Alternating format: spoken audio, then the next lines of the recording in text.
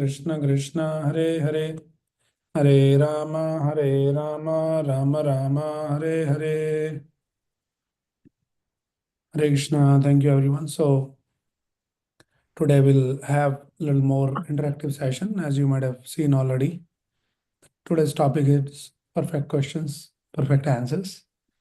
And I'll open for all of you to ask the questions. But before that, I'll just share some thoughts on what we are discussing today, and then probably you'll get some idea. I see that we posted the link and a lot of questions are already there. But just to set the context. So as Srila Prabhupada explains that it is a very innate nature of all of us to ask the question. From the time we wake up in the morning, we continue to ask the questions, and we sleep, still our questions are not over.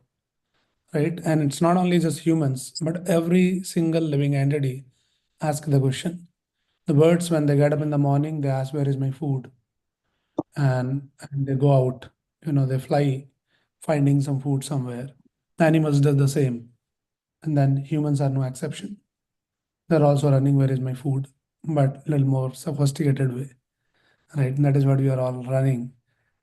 So this is the very innate nature of asking questions, inquiries, constantly. You see, like many times, all of you are like parents here, the small kids, how so naturally they keep asking questions for each and everything. You just take them around anywhere, they'll ask you 100 questions. What is this? What is that? So we can understand from that that it is a innate nature to ask the questions. But then our scriptures guides us, it educates us that there is an art of asking question. What kind of question we should ask? So it is very natural to ask the questions about four things, which Krishna also explains in Bhagavad Gita. Ahar, Nidra, Bhaimathunam cha. Sorry, this is the verse from the Mahabharata. That Ahar, Nidra, Bhaimathunam cha, Samanya Medad, Pashu Bhir Narana. So everybody is asking four questions. Where is my food? Ahar, Nidra, sleep, and then Bhaya, defense, and Mathunam, the sex life, sense enjoyment. Right? Everybody is asking, no matter that who the person is, or it's humans, or it's animals, or birds, beast, everybody is asking these questions. But Mahabharata guides us that these kind of questions, they're like, it's very common to ask these questions. Even the animals also ask this question. What is so special about humans as being the human then? If we are also asking these questions only with developed consciousness, with so-called intelligence, still our questions remain the same. And that's not a big deal. And that is why our scriptures like Bhagavad Gita, Bhagavatam, they guides us that how to ask the question and what kind of questions should be asked. Right? And we see in our tradition, all great saints and the great teachers, spiritual teachers, we learn from that what kind of question they ask. Sometimes, we don't know like what kind of question we ask. Everybody in this world, when they're going out, they're asking Ahar, Nidra, Bhaimathunam in different ways and forms. And if we don't know anything beyond all these questions, then even coming to temple, coming to God, coming to spiritual association, we end up asking same questions, right? In maybe a little different form.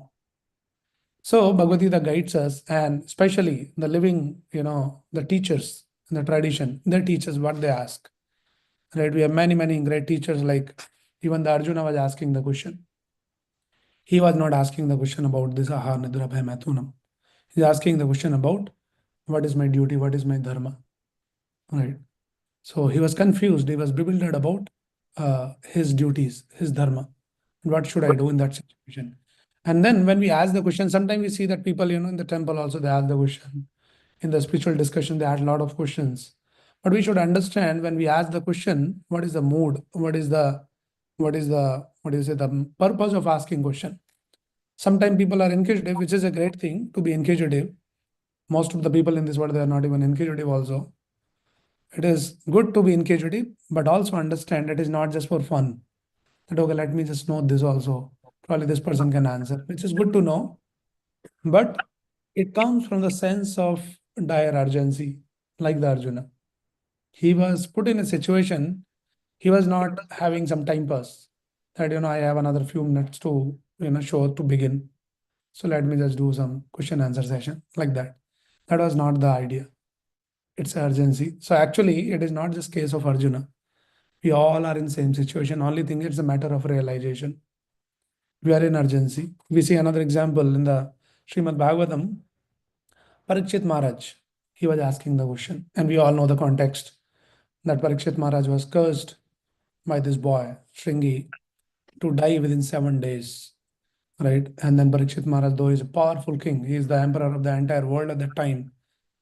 And although he was very, very powerful to encounter that curse, but still he chose to take as a, the will of the providence, and then took that as an opportunity to ask the right questions now. So immediately the next moment, he gave up all his kingdom, all his belongings, possessions, attachments, everything. He kind of retired, completely detached. And then he came in the association of great saintly people. And then he started asking questions. 7 days and night without eating, without sleeping, no thirst, no hunger, no sleep. It's constantly asking questions. So if we don't know sometimes like what kind of questions we should ask, we can learn from these people that what question he is asking. So that is how the Srimad Bhagavatam begins. In the first chapter of Srimad Bhagavatam, first chapter, the title of the chapter is Question by the Sages. That is the first chapter of Srimad Bhagavatam. And there are 6 questions in being asked.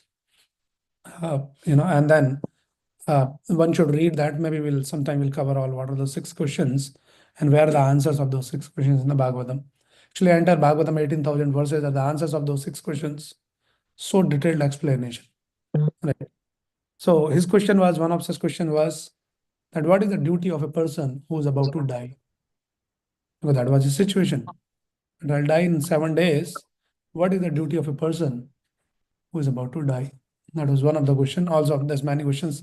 Another question he asked that what is the essence of all religions? Why one should practice religion? What is the goal? What is the essence? So these are the kind of questions. He's not asking, oh, what will happen to my wife, my kids, who will take care of my, all this, my bank balance, and not interested in all those kind of ahar nidra bhai main. He's asking what is the duty now. Now Prabhupada explains beautifully. Prabhupada says Parikshit Maharaj was very fortunate. See how the fortune, that the definition of fortune is described differently in the scriptures. Who can say that somebody who's cursed to die 7 days and then say he's very fortunate? We will not say that we are fortunate.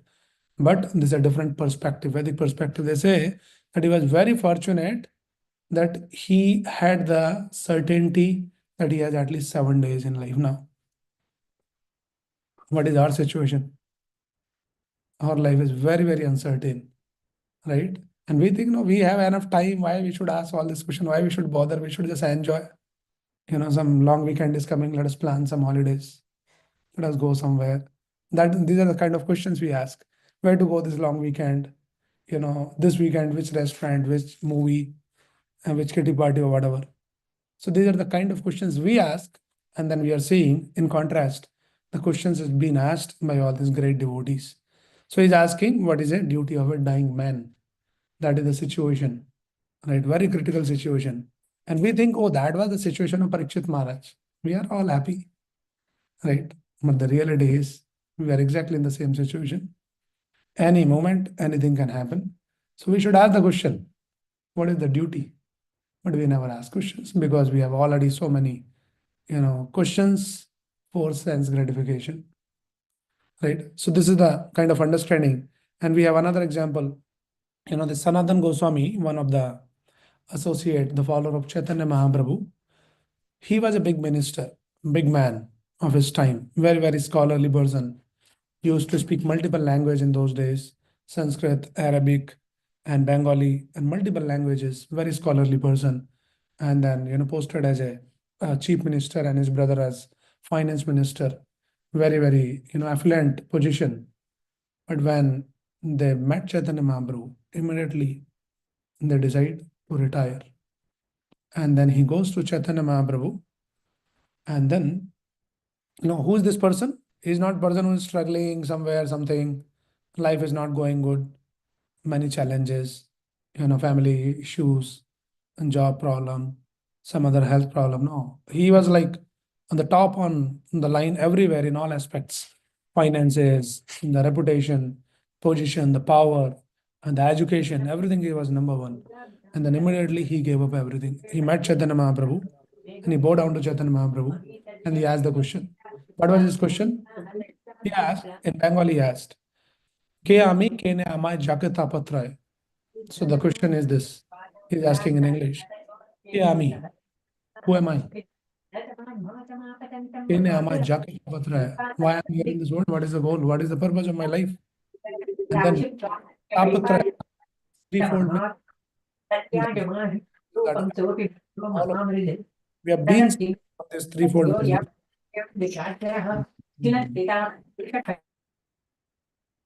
Yeah. So what are the threefold miseries? Adhyatmik, Adi Bhautik, Adi Devik. We are suffering the tribulation created by our own body mind system either. Sometimes body is not good, sometimes mind is so anxious. Or this is Adhyatmik. Adi Bhautik means the problems created by other living entities. It can be someone in the family, a spouse, your boss, your neighbors, some other living entities. And Adi Bhautik, the tribulations by the nature. Sometimes it's too cold, sometimes some tsunami, sometimes earthquakes. Now there's fire going on, right? So these are all like natural calamities. So people are suffering. So he asked the question, "Jage tapatra hai." Why people are suffering all these threefold miseries? Nobody wants to suffer in this world. Why we are subject to suffering? Is there any way? Right? And it's a long discussion, beautiful conversation you can read in Chaitanya Charitamrita. He says that Vyavare Pandit Mani, like in the like people around me, they think I'm a great scholar. Pandit Mani. He was actually a scholar. And he's saying, everybody is saying, oh, you are a great man, you are a scholarly person, very educated, very reputed person. But I don't know who am I. Kya am I? Kya am I? Jaketa Badra. So these are the kind of questions has been asked. In fact, there is another conversation comes in the Ramayana where this Vishwamutra Muni, he met Dashrath Maharaj, right? And when you meet someone like Dashrath Maharaj, the king, so generally when we meet the people, what we say, oh, how are you doing? How the things going? How is your kingdom? And all good, wife is good, husband is good, and family is all happy. These are the kind of questions we ask. So this Vishwamutra Muni is asking the question to Dashrath Maharaj. What is his question? He's asking that question, how is your business going on? Now this is very cryptic question.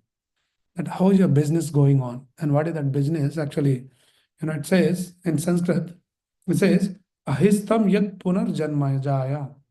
That is the, like in Sanskrit, it is a conversation. So saying, how is your business of conquering over this cycle of birth and death going on? That is the business in human form of life. And that is the main goal of life. Come out from this cycle of repeated birth and death. How your business is going on. We have created so many different varieties of business and we have no time. Right? And Prabhupada many times, he says that no time, the disease of a modern man. Everyone is saying that no time for what? Because we have created so artificial life and the civilization that we have no time for the real questions in our life. And we've forgotten because we are so bombarded with all these temporary situations. So this is what is the kind of, the questions have been asked. And in fact, in the Srimad Bhagavatam, this beautiful verse comes, which says that Kamashya Indriya Priti, Labo Jibeta Yavada, Jivasya Tattva Jigyasa, Nayacheha Karma Bihi. So it says Kamashya Indriya Priti, Labo Jiveta Yavada. So one should not desire. Kamasya, kama means the desire, na indriya priti. Indriya priti means sense gratification. So this verse says that life's desire should not be directed towards sense gratification. We are constantly asking all the questions for sense gratification in some way or other. Ahar nidra bhamathum. Sometime more refined way, some more sophisticated way. But at the core, these are the questions we are asking. Right? But the Bhagavatam is guiding. Life desire should not be directed towards sense gratification. One should desire only a healthy life or self-preservation, since a human being is meant for inquiry about the absolute truth. Nothing else should be the goal of one's work. So human life is meant for inquiring about the absolute truth, Param Satya. That is what is the goal of human life. So one should, if we are not able to ask all these questions all the time, sometime we should ask those questions at least. And then, as I said, questions is not being asked just for some intellectual exercise, but one should be serious about asking those questions. That okay, I understand Jivasya Tattva Jigyasa, the goal of life is to advance, to inquire about the absolute truth. That should be the goal, like that, right? So many more things can be said. As Prabhupada says that, if we don't ask the questions and we follow some religion or some practices, Prabhupada says beautifully, he says that religion without philosophy is mere sentiment. And then philosophy without religion is Sanskrit, is a mental speculation. So religion without philosophy, we don't know. Last time also we were discussing about, right? Just following some rituals, some dogmas without even understanding that what I'm doing, why I'm doing, and all of those questions are not clear. Then it is just a sentiment.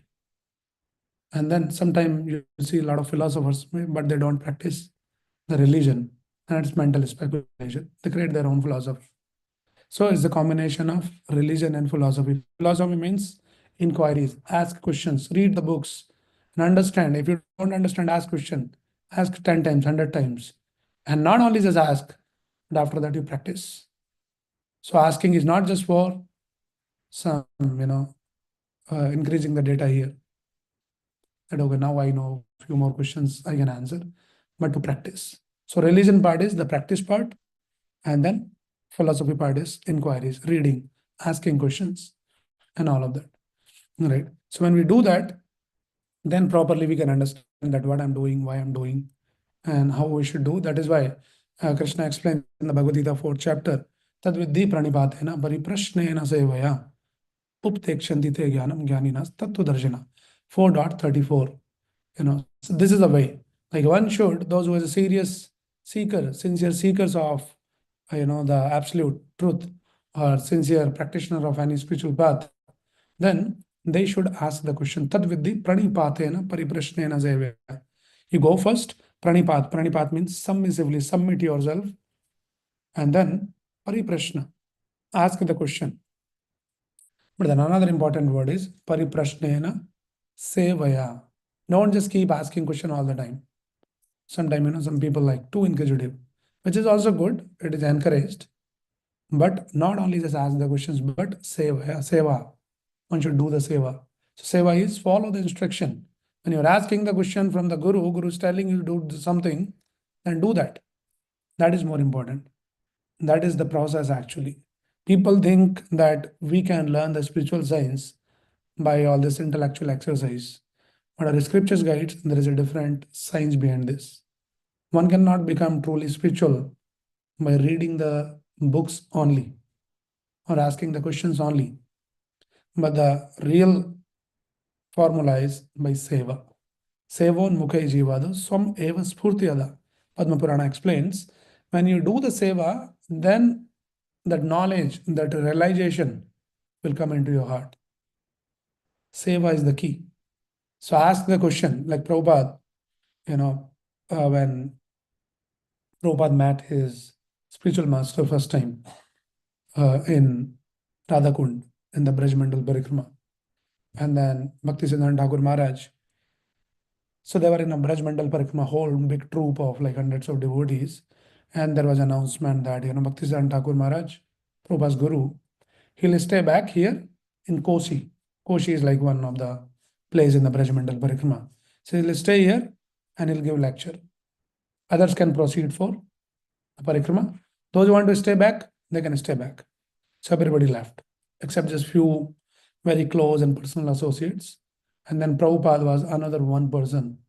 That time Prabhupada was not like officially initiated. He was relatively very new, seemingly. And he was the only person who was like outsider. Otherwise, there are few more, very senior sannyasis. Those people stayed back. They said, "Okay, we'll talk to Guru Maharaj." The whole crowd left. And he was sitting at the back corner. And Bhakti Siddhanta Thakur Maharaj, he noticed that. And then after many years, it was like maybe somewhere, I don't remember the exact year, but later in, I think around some 1932 or 33, Prabhupada was having his business in Prayagraj, Prayag pharmacy. And then these devotees Bhaktivinoda Thakur Maharaj, the Gaudiya people came, they started their center there. And then Prabhupada was very happy to see them again. And then Prabhupada, he was like a good businessman and having big contacts and money also. So he was helping them to establish their center. And these people were very happy. Oh, Abhay Babu. That time his name was Abhay Babu.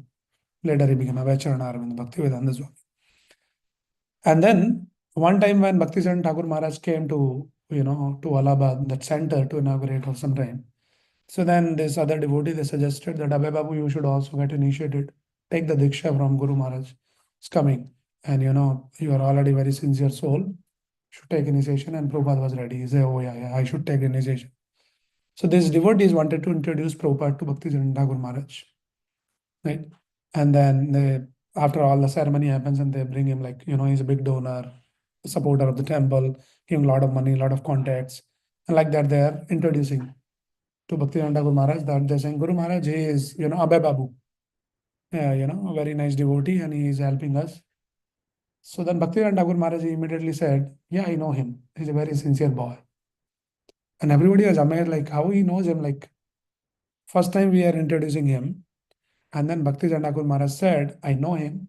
He's very sincere boy. And then he likes to hear. He likes to ask questions.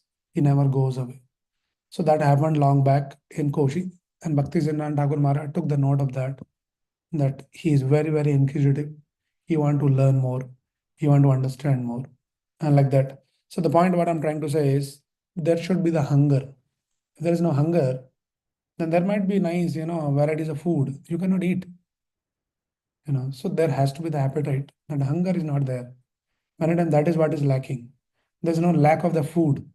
We have enough to understand Bhagavad Gita, Bhagavatam, Chaitanya Charitamrita, Ramayana, Mahabharata. So much literature is given, so much wisdom, so much knowledge to guide, our life. But if that hunger is not there, now all food will be lying like that only. So there's no hunger, you don't eat.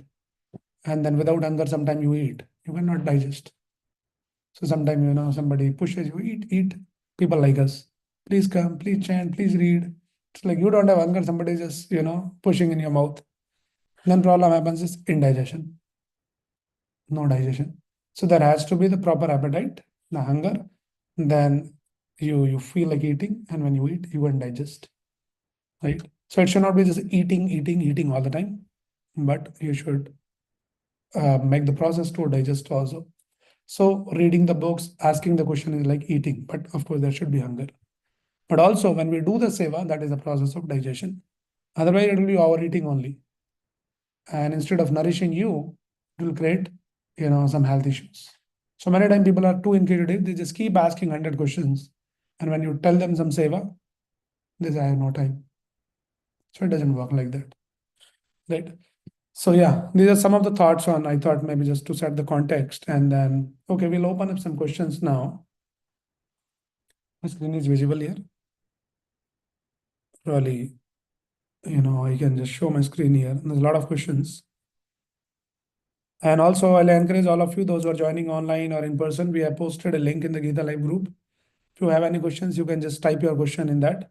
So, I'll just share my screen here and we'll read out the questions. And you have any questions, you just keep posting here and then we'll discuss.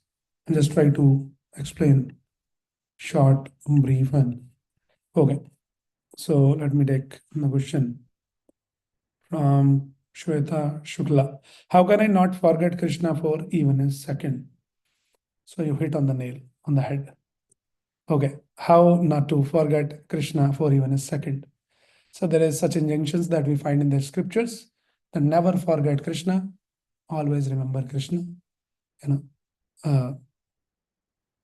Smratavyam sadatam Vishnu, vismratavyam na jatuchit, sarva vidhi nishesha dur. So this is the injunction given in the scriptures. Smratya satatam Vishnu, always remember Lord. Vismratya na jatuchit, not even for a moment, should not forget. But how to achieve this? Okay, so the answer is it's a process, it's a journey, and long way to go. But we start with some basic practices. And those practices are recommended by the acharyas, and it is all time tested, proven. And by the Lord himself, like Chaitanya Mahaprabhu, he says, okay, start practicing the regulated devotional service first. Our goal is to constantly remember. But let us now, so this is the goal, which seems very lofty at this point. And our current reality is I'm not even remembering one moment. Forget about not forgetting one moment. While even we're chanting also, that time also I'm not remembering. That time also I'm remembering so many other things only. This is our current situation, and we want to go to that. So there is a process from sadhana bhakti to raganuga bhakti. So what we are talking, the question is raganuga bhakti means spontaneous devotion. And always, everything and everywhere in all situations, we remember Krishna. Stavara jangam dekhe na dekhe tara murti. The great devotees, whatever they see, whatever situation they are put in, they see always Krishna only. All situations, they think this is Krishna's arrangement. And even the difficult situation is also Krishna's arrangement. That is their level of consciousness. But how do we reach there is we should start practicing the regulated devotional service. Regulations means the discipline every day. Take the commitment of chanting, some fixed number of rounds. And very systematically, very committedly, very sincerely, we do day after day. And then we read every day, okay, I'll read 10 minutes, 15 minutes, 1 hour, 2 hour, Bhagavad Gita, Bhagavatam. It's called sadhana bhakti. You use some sadhan, some means to remember Krishna at this point. So chanting is a mean. When you chant Hare Krishna, so you're conscious, okay, this time I should try to be focused on this. When you read, let me understand about Krishna. When you come to the sessions like this, let me just understand more, ask more, and like that. When you come to the temple, do some seva in the temple. And that time you try to remember that, okay, this is Krishna service. And like that. So little by little, we try to bring those times in our life. And that will purify your consciousness. Actually, Prabhupada explains that naturally we are all Krishna conscious beings. We are Krishna conscious, but now we are covered actually. So this process, sadhana bhakti, the process of sadhana bhakti, what it is doing is it is gradually removing that covering. To the degree we practice, to that degree that covering is removed slowly and gradually. And then you will see that your constitutional status is you are Krishna conscious. So this is what is the answer, that we should become regulated at this point. Whatever, how much ever practically we can do that much. And also try to just little bit stretch ourselves, try to come out of the comfort zone, because generally, tendency is want to do everything within the comfort zone. And we have 100 reasons, and the job is there, family is there, kids are there, this thing is there, some relative came, some friends came, and health was not. We can give 100 reasons. But if we are truly sincere, then we should also try to stretch a bit, push a little bit. And that push is needed always. If that push is not there, then we become too complacent. Yeah, once in a while on Saturday evening, I go to temple. I'll chant one round. That's enough.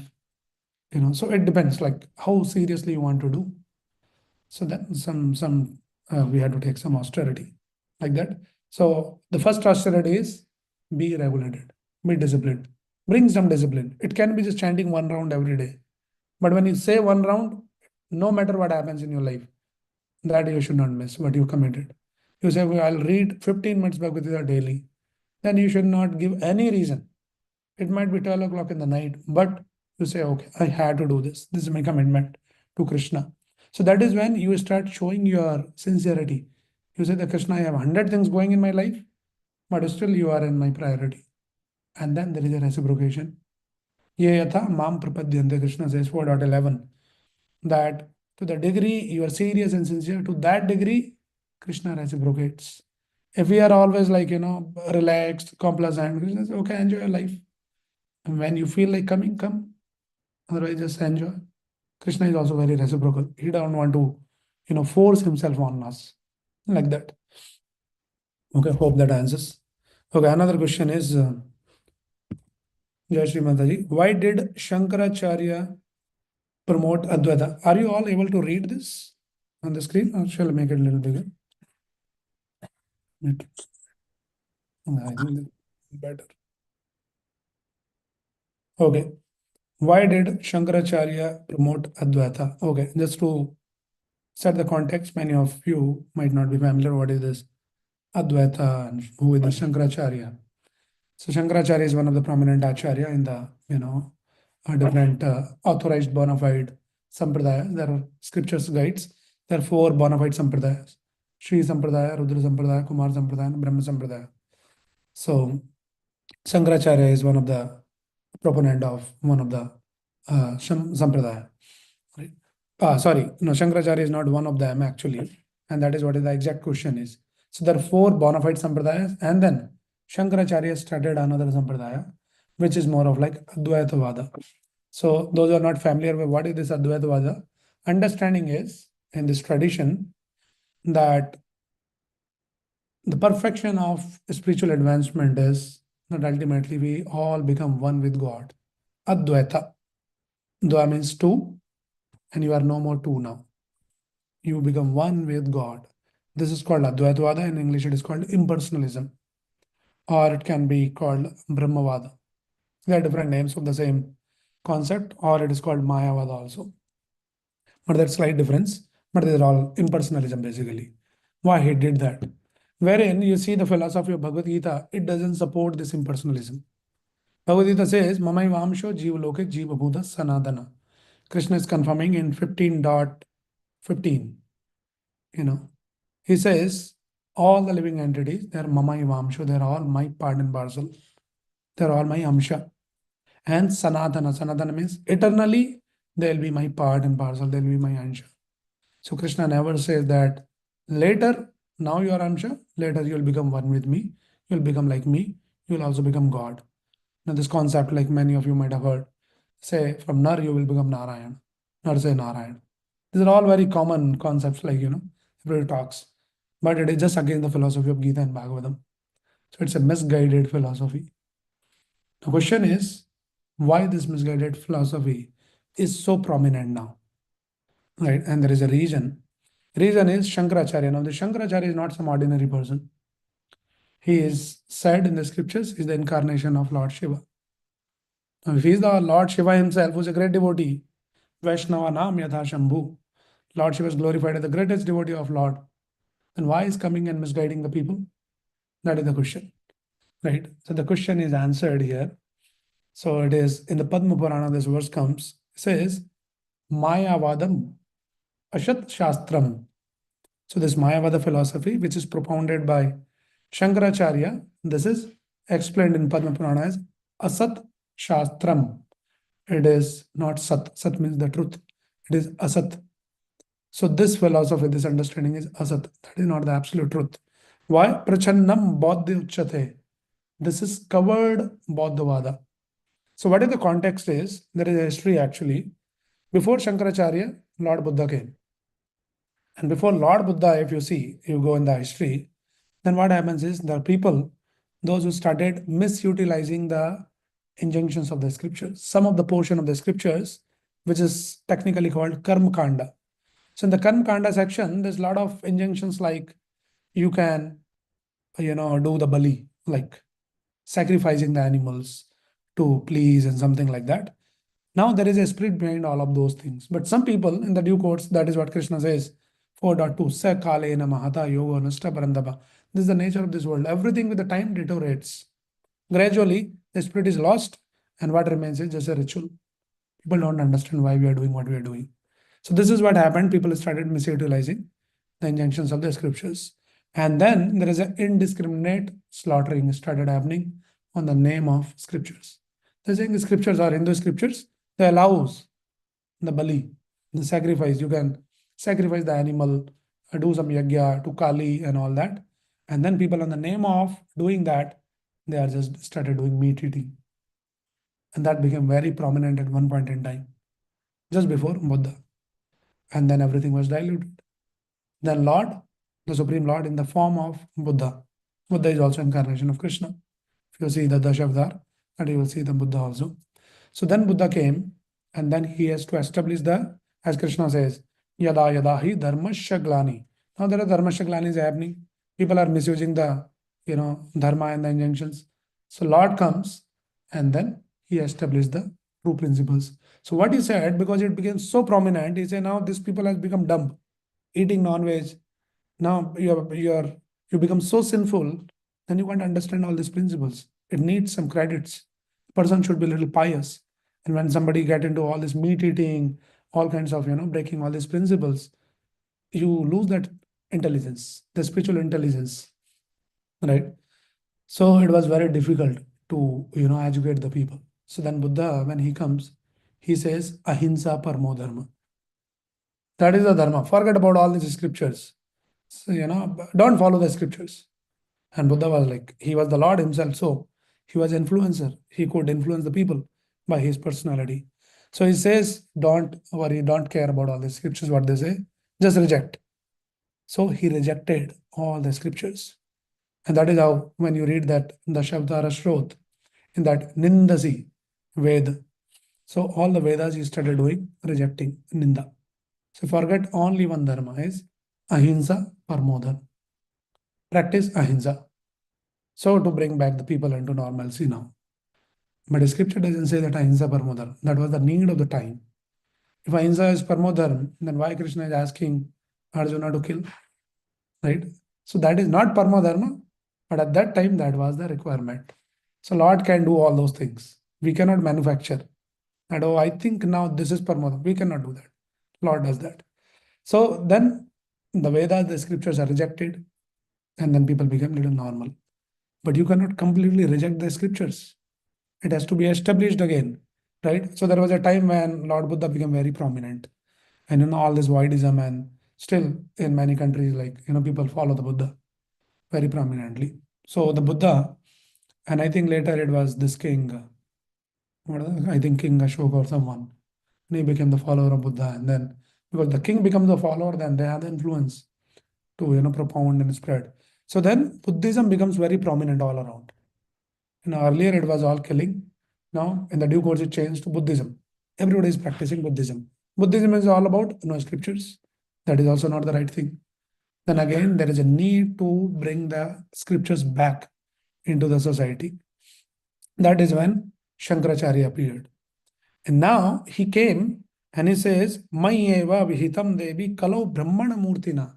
That in Kali Yuga, that one Brahmana Murtina, I'll come in the form of a Brahmana. And then I'll teach something which is Ashat Shastram, which is not actually Shastra, but I'll teach something so that people can easily accept. Because Vedas were rejected. Now suddenly you say, okay, accept the Vedas. Not easy. It's a gradual progression. Says, okay, let me just start all these people to follow at some point. So he says, okay, now you all will become God. And this is very fascinating idea. It's very appealing. And now your conditioned soul, one day you'll also become God. Oh, I'll become God. Nice, I want to become God. And that is how he started teaching. If he suddenly comes and he says, Sarv Dharman Paritaja Mamekam Sharanam Raja. That is the highest instruction that Krishna gives at the end of Bhagavad Gita. In the beginning you gave that, nobody will accept that. Right? That certain qualification is needed. Certain level of consciousness is needed to come to that level to accept and follow that. People were not on that level. So then he started propounding this philosophy of this Vaidism. And then in that time, it became very prominent like that. And later we see that Ramanujacharya came and then he gave the Siddhanta of Advaitavada. And like many other, different acharyas came, Visishtadvaita, Advaitavada, and all of that. And then finally came Chaitanya Mahaprabhu. And Chaitanya Mahaprabhu's philosophy was reconciling all the philosophies. Chaitanya Mahaprabhu said the true philosophy is Achint Bheda Bhed. Dvaitavad means you are two. God is one, you are different. You are two. Bhed, you are distinct. Abhed is there's no difference. You are all one. You are God. Right? But Chaitanya Mahaprabhu did not propound either Bheda or Abheda. He says our philosophy, the true philosophy is Achint Bhed Abheda philosophy. I mean, there is simultaneously oneness and difference. And this is Achinta. It is inconceivable. How you can be same and different? And Chaitanya Mahaprabhu explained that. Prabhupada beautifully explains in his purports. He says we are all one with God. That is true. We are all one with God qualitatively. Quality wise, you are one. God has the quality. God is Satchidanand. You are also Satchidanand. Example is given, the drop of the ocean and the entire ocean. There is same quality. The drop is also salty. Ocean is also salty. The quality wise, you are same. But quantitatively, you are different. You never become God. You can never become God. You can never be equal to God in no stage. God is God always. We all remains part and parcel of God. Now, in the conditioned state, we have forgotten God. In a purified, spiritual, enlightened stage, we understand our true connection, true relationship with God, which is Jivara Swarubha Nitya Krishna Das. That I am eternally part and parcel of Krishna. I am Das of the Lord. My duty, my constitutional position is to serve the Lord. That is what is our eternal situation. So we never say, okay, now I have served sufficiently. Now let me become God and enjoy. You all should serve me now. That is not the philosophy. So that is why Shankaracharya came, in the transition of coming to this philosophy. Finally, Chaitanya Mahaprabhu came. Okay. Hope that answers your question. Okay. So now another questions. We'll just quickly, I'll try to keep it a little short. Ramita Chauhan. Is feeling emotional during Lord's darshan also a kind of sense gratification? Sometimes we feel overwhelmed, and that feeling is so pure, you want to enjoy that again. Is that good sign of or sign of being materialistic again? Okay, nice question. Feeling emotional during the darshan of the Lord. Okay, so is it good or it is sense gratification? What it is? It is very natural. It is a great sign that if we feel emotional, we feel ecstasy, which is nice. But also, our emotion should not be just, as Prabhupada, I was quoting that Prabhupada says that religion without philosophy is just sentiment. Sentiment changes. So the emotions are good, but they should be all backed or coupled with the philosophy also. So, suddenly sometimes you feel, oh, the tears are flowing one day, and next day, Prabhuji, now I don't feel like chanting Hare Krishna. So it was a mental thing only. So you should be situated in knowledge. It's a good sign. In fact, there is a description of Narad Muni in the uh, fifth chapter of first canto in the Srimad Bhagavatam, where this Narad Muni, his mother passed away and he was a small child and he has no one now. So he just left towards the Himalayas and then Narad Muni in his previous life actually. Right. And then he had learned something from some sages when, some sages one time they made a stay and the mother was serving all those great sages. So he learned from them and he started practicing what he learned from those sages all alone in the forest, small child. And then suddenly one day, he had the darshan of the Lord when he was sitting in meditation. He had the darshan of the Lord and he became super ecstatic. And okay, I achieved the perfection. But the next moment, the darshan disappeared. Next moment, just a glimpse, just to give the taste, that feel, that experience, and disappeared and he became very restless. He says, why I'm not able to see the darshan again? Well, let me try again. And again, he did everything same what he did earlier. But Lord did not give the darshan again. And then there was a voice, Lord said, I gave you the darshan to create that hunger, that restlessness to see me. Right? So sometimes Lord does that. When you come to the temple, you feel ecstasy. Say, oh wow, this is so beautiful. Just to give you some taste. Because otherwise we don't have the taste for bhakti. What love and what taste we have. Sometimes God can give you that, some glimpses like that. So which is good only. But as I said that it should be always coupled with the philosophy. It cannot be just mere sentiment. Otherwise, it is condemned in the scriptures. It becomes sajiasm. Not just sentimentally you are dancing. Like there is actually groups like that. Bhaktivinoda Thakur, one of the Acharya, tradition, he has identified 14 different sects like that called Apasampradaya. Apasampradaya means they're not the bona fide tradition. They're just concocted ideas. So there's different names also, he says. So one of the name is like, what they call it? Gauranganagari, Chudadhari, something like that. The names are there. So like one group of people, their philosophy is they imagine that we are all gopis, even the man or women, everyone. And they dress themselves as gopis and they dance. So now Krishna is the enjoyer, we are gopis, we're dancing Krishna. And on the name of doing that, sometimes there is illicit connections. All those kind of things happens. So these kind of things are condemned. One should not speculate the things like that. That is why the philosophy is needed. Otherwise, all these sentiments, oh yeah, I think like I should be like a gopi. Krishna is my friend. Krishna, I am like a Yashoda Mai, and Krishna eat some butter. We don't do all those things. It should be always guided by the acharyas, right? Yes. So those feelings are good, Mataji. Make them into a trigger, like to intensify your devotion, to experience that ecstasy more often. But we should also follow the acharyas. Okay. Hope that answers your question. Shamna Mataji, another question. Hare Krishna Prabhuji. Okay, where is this? A long question. Okay. Prabhupada explains about the four defects of humans. Out of the four, one of the defects, he explained that human have a cheating propensity. What does that mean? It naturally exists. Does these qualities exist in everyone, including devotees? If yes, does the spiritual life helps us increasing all such defects? So there are three, four questions in this. So yes, the scriptures guides that in a conditioned state, all the humans, they have four defects.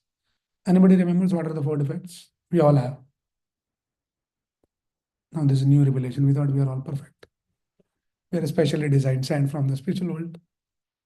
Right. Four defects are the cheating propensity, imperfect senses, to be illusioned, and then to commit mistakes. We all commit mistakes. We have the imperfect senses. Like sometimes you see or somebody saying something, you understood something else, and then immediately some problem. The relations. So mistakes, imperfect senses, and to be illusioned. You can get illusioned very easily. And then what was that? Cheating propensity. We all have cheating propensity. We might be thinking, no, I'm not a cheater. I'm not good. We might be very honest or something, but we have cheated the Lord. The Lord has sent us here for a purpose. We're not doing that. We created our own purpose. Like you are appointed for a job, right? And then your boss is paying, the company is paying you salary for some work, but you have figured out some way to manipulate. You're doing your own work. Side business is going on, taking salary from the boss, not doing boss job. It's cheating. So we're not doing the boss's job. So that is like the cheating. Yes. So yes, we have these propensities. Everybody has in a conditioned state. Does the devotee have? Now, question is, devotee is not like a 0 and 1. Today I'm devotee. No, today I'm not devotee, and tomorrow suddenly I become devotee. It's a journey. It's a progression. We all practice to the degree sincerely we practice. In that process, we get purified. That's the whole idea. Achyutanamru explains, Cheto Darpan Marjanam Bhavamaha Dabhagni Nirvapanam. Process is when we chant Hare Krishna mantra, what happens? Cheto Darpan Marjanam. Our consciousness gets purified. All these unnecessary things, which is covering our true consciousness, gets purified. So yes, this practice of Krishna consciousness is very, very powerful, very effective. The only thing is, when we do sincerely, soon you will see that how your consciousness is elevated and uplifted. We'll all get purified. It's a very powerful process. So let us all practice this very, very sincerely. Okay, Arjav's question. Does impersonal Brahman means Brahma Jyoti? Yes, that is correct. Brahma Jyoti is same as impersonal Brahman. Why Brahman is called Supreme Absolute Truth and Krishna Supreme Absolute Spirit? Because they're Supreme Absolute Spirit. That is why they're called Supreme Absolute Spirit. That's the simple answer. Krishna is Supreme actually. Absolute means Param Satya. So that is how the Bhagavatam begins. That Janmadya Shriyato Anvayaditara Chardesva Vigna. So Param Satya is Krishna. Krishna is Param Satya. And then that absolute truth is also addressed as Brahman. Brahman means, by like simple understanding, Brahman means something which is spiritual, something which is not matter. That is called Brahman. So we are all Brahman actually at our core, as the soul. Soul is not matter, soul is spirit, spiritual. So we are Brahman. But Krishna is Supreme Brahman. He is the source of everything and everyone. That is why. And Krishna is 100% spiritual. So that is why he's called Supreme Brahman, Supreme Absolute Truth. Okay. Another question, unknown. Does Krishna say to utter God's name at time of death? How to think of God when there is immense physical pain at the time of death? That is the lifetime practice. That's the goal. So at least we understand the goal is Antakale cha mameva smaran muktva kalevaram. Krishna says the success of life is Antakal, at the time of death, Mame Vasmaran. If you can remember me, that is the goal of life. But how to achieve that goal? Not easy. That is why all this practice is given. How intensely you feed yourself, your consciousness, that will come out in the time of death. Right? So suddenly it cannot come at the time of death, suddenly, I'll just make all the arrangements. I'm about to die. And now let me just play some Hare Krishna, word one mala. It will not come. Externally, like a parrot like chanting, we can still do. But in the consciousness, it may not come. It will not come. For that, we have to train our consciousness. So the process of Krishna consciousness is training our consciousness gradually. So we are just, our consciousness is occupied by so many things now. Gradually, you are giving little space to Krishna. 10 minutes in a day, 20 minutes in a day. Gradually, the goal should be 24 hours in a day. That is the practice. While you are working, doing so many other things in this world, and still you can remember Krishna by practice. Abhyasa yoga niyuktena chetasa na anyagamina. Krishna says, by constant practice, chetasa na anyagamina. Your consciousness should not go anywhere. That requires some practice. So again, we had to do the regulated devotional service, and gradually we'll develop that consciousness. Krishna will come. Sometimes, it's amazing, like you go in the devotee community and devotees, how they talk. Like generally people doesn't talk like that. There's no concept of God like that in the outside world. Devotee, for everything they say, oh, maybe Krishna, Krishna want this. Krishna did this to me, and Krishna wanted this. Like many times, this is the devotee parlance. The language is like that. Krishna did that. So many times people wonder, like, like these people talk as if Krishna is like, their room partner or someone like that. Krishna did this and Krishna did that. So this is the kind of training wherein it may not be very natural and spontaneous, but as a practice, you say, okay, maybe if Krishna want this, let it happen. Oh, Krishna did this to me. Krishna, why did you do this to me? Now, Krishna, can you help me? So very artificially, sometimes we can say all of those things. It's a good practice. Gradually, that will become natural for us. So it will come. So we had to very intensely practice now.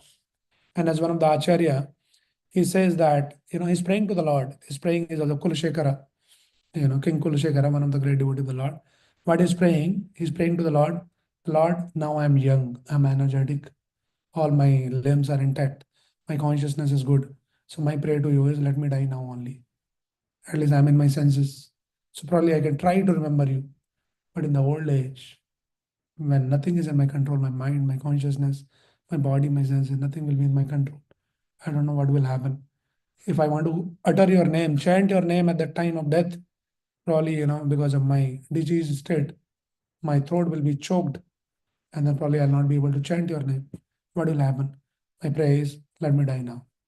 So, the different mood of different devotees will learn. So like that. So it's difficult, it's not easy. So we had to very intensely practice now. It cannot be a casual thing. And that is where the problem is. We take Krishna consciousness very casually. Everything else is very, very serious. Every single small, silly thing is very serious. Become anxious, become worried, we put all our heart and soul in simple, simple things. Krishna consciousness, last thing of the day. If time permits, if energy remains in the body, then we'll do. Otherwise, tomorrow we'll do where Krishna is going. Krishna is here, I am here. So we'll do. That kind of approach will not work. Serious, intense. The question is, actually, there is this beautiful verse, Rupa Goswami writes. He says there is a prize that you can purchase Krishna. Prize is given. He says, Krishna Bhakti Ras Bhavita Mati Kriyatam Kutopi na labhyate Tatra Lalyam Api Ek Mulyam Janma Koti Sukriti na labhyate. So he says, if you want Krishna Bhakti Ras Bhavata Mati, if you want that Mati, that consciousness, what Mati? Krishna Mati. If you want that, then Janma Koti Sukriti na labhyate. You cannot get that Mati by Janma Koti Sukriti, for many, many koti, like crores and crores of lifetime of pious credits. I've been very pious, helping, doing charity and all that. With all those credits, you cannot get Krishna Mati. Then what is the price you have to pay? Say Tatra Laulyam Api Ek Mulyam. There is only one price. That is lolyam. Lolyam means then intense greed, intense desire that I want Krishna, nothing else. I want. And then Chaitanya Mahaprabhu Prabhupada explains when we chant Hare Krishna mantra, what you are doing in Hare Krishna mantra? We are calling out the Lord Hare Krishna, Hare Krishna. Like Krishna, I want you. I want your blessings. I want your grace. But you say Hare Krishna, and then so many other things are going on. It's not intense. Prabhupada says how one should chant. Prabhupada says one should chant like a helpless cry of a child. And a small child, when he wakes up from his sleep, very small child, he doesn't see the mother around, start crying. Mother is not there. He might be probably feeling hungry or he needs some attention. Crying little, softly, something, something. And many times mother hears in the kitchen, says, anyway, I'll go and attend. Mother also doesn't pay much attention. Let me finish my cooking and I'll just cook quickly in 5 minutes. But then gradually that cry gets intensified. And one point when the child starts crying from his heart, that time mother leaves everything, all cooking, switch off the, whatever, your stove and everything. You leave everything in the world and you attend the child. So our cry should be like that. Krishna, I want you. Otherwise, Krishna says, okay, he's doing all drama, something like that. So let me just do my stuff. But when you intensely start crying, calling out the Lord, Krishna, I want you, that is when Krishna will leave everything aside and he will attend us. So that is the price. If we want Krishna, then the intense greed, tatra lolyam api ekamolyam, that will bring the Krishnamati. So there's no shortcut. So what we are trying to say here is that we have to become very, very intense in our practice. Now, question is how to bring that greed. We're not greedy. We are greedy for so many other things in this world, right? But there's no greed actually. How to bring the greed? Very simple solution. You becomes greedy or you can become greedy by being in the association of greedy people.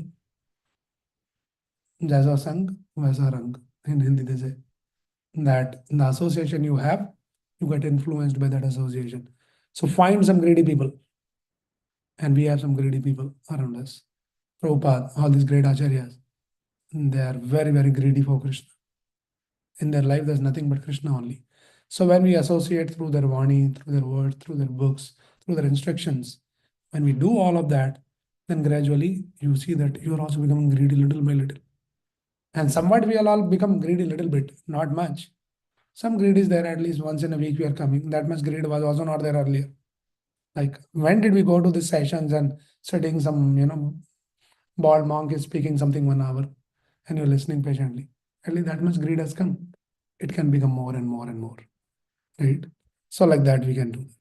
Okay, hope that answers your question. So, yeah. Vijay Mahadevan, how can one always keep their mind on God while interacting in this world? So I kind of answered this, but it is a matter of practice. And also we learn in the association of devotees how to, like they say that how to balance my spiritual life versus material life. There can be two different answers.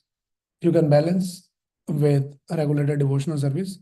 Sometime you set aside for Krishna, at least that much. That is how they say that you begin your day before you start interacting with the world. You have to find some time in solitude to interact with Krishna. That is when the Prabhupada has instituted the system. In the morning that we get up in the Brahma Muhurta, nothing doing. Get up, come in the temple hall, attend Mangalarti, chant 16 rounds of Hare Krishna mantra. Prepare your consciousness. So you say that, our slogan is that you take care of, evening 9 to morning 9. You just take care very carefully. And then morning 9 to evening 9 will be taken care when you interact with the world. But make sure that evening 9 to morning 9, how you're utilizing it. So that is why it is, uh, it is very important that we all spend that morning hours very sincerely in chanting, reading, hearing, and all that. So you're already kind of, you're armed with all the required things. And then when you go interact, still be Krishna conscious. It works like that. Again, practice. Okay. How do align Krishna consciousness with environment? Consciousness with environment or eco consciousness, which is also need of an hour with incidents like LA fires. Okay, good question. How to? So basically, what we say is Krishna consciousness is complete in itself. It includes everything and everyone. The only thing is we have to truly understand what is Krishna consciousness. So there is a consciousness of respecting nature. There is a consciousness of respecting people around us. There is a consciousness of respecting other living entities like some animals. And definitely. So when we say being Krishna consciousness means that is the most evolved, most blossomed consciousness. When you are that state of consciousness, truly Krishna conscious, everything includes in that. Yatha Toror Mula Nishechanena Tripyantidat Skanda Bhajobhajaga. Bhagavatam gives this example, analogy.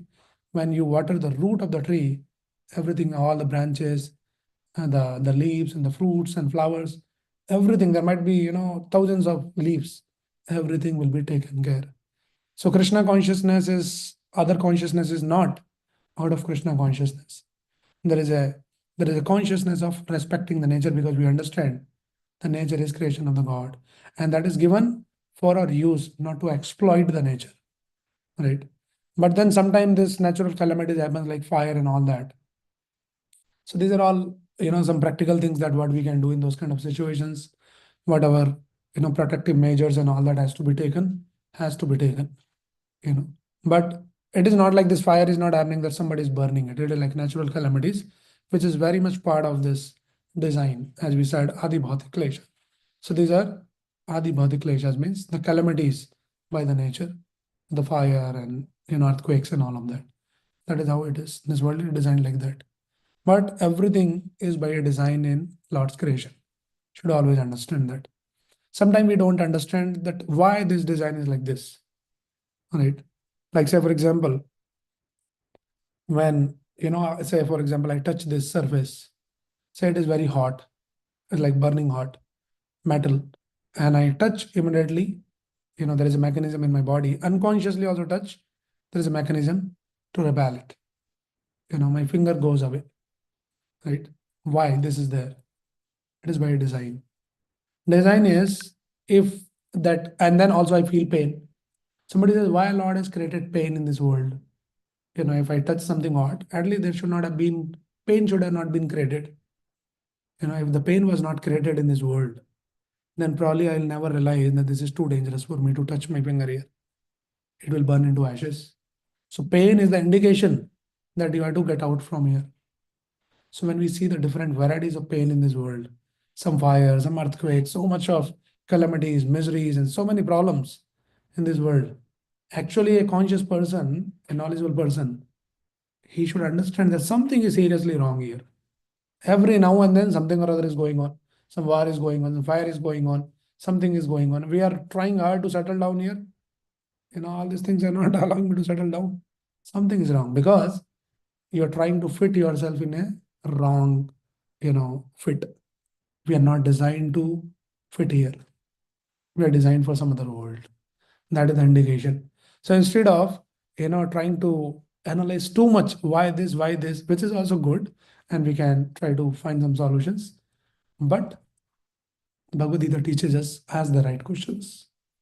Why there is a fire? Why there is a fire? Why fire happens? Oh, let us just figure out who did this fire and all that, which is also what they'll figure out. We should figure out why this fire keep happening. This material world is explained as samsar dava nal lead loka. Scripture is saying that we are already in the forest fire. So this fire is not a new fire. We are already constantly in the forest fire. This material world is compared with the forest fire. We're constantly burning. Now these are very gross burnings, but our heart is constantly burning in this world. We are never peaceful. We are never happy and satisfied.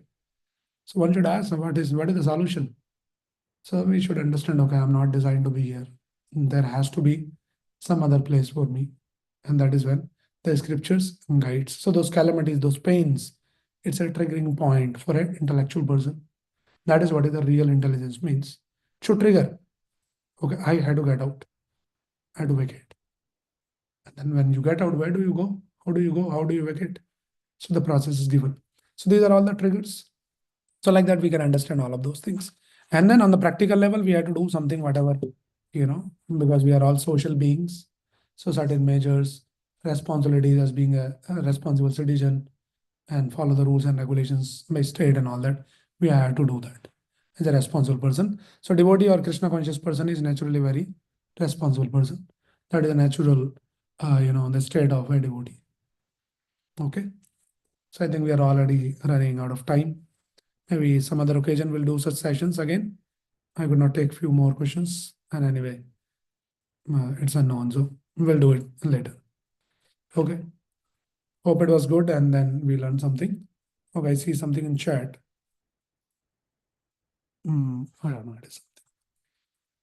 Okay, so the all said and done, we can ask questions. We say, oh, very nice answer or not so nice answers, or whatever, which is all good. But after that, what is the action item? As I always keep saying, goal of knowledge, the purpose of knowledge is not knowledge. Purpose of knowledge is action. What is the action? Action is some practice, some commitment, daily chanting, daily reading, some seva, and whatever capacity you can do, we should do. So we encourage all the devotees to please take it very seriously. Chant if you are not started chanting regularly. If you are already chanting regularly, chant more. If you think already you're chanting more, chant more intensely. There's always scope to improve, right? Read more, understand more, ask more. Say, no, I understood everything, I read everything. And then go and share with others. Distribute books, help others. Chaitanya Mahaprabhu said, Janma sarthak kari kar paropkar. First to make your life successful, then do the paropkar. Help others also to bring, this benediction, this boon. Okay, so with this, I'll stop.